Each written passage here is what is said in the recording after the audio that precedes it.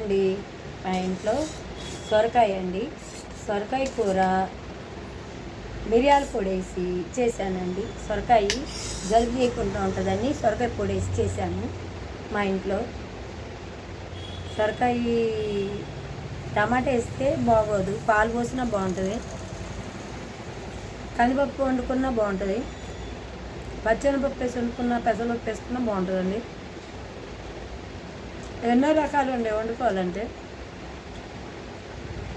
మంచి అనిపించుకోవడానికి చాలాసేపు పడుతుందండి.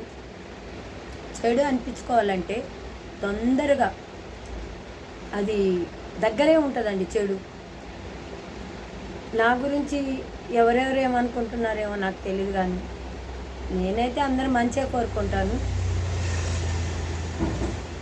ఎవరికైనా పెట్టాలంటే పెట్టే గుణం ఉంది ఇంతకుముందు.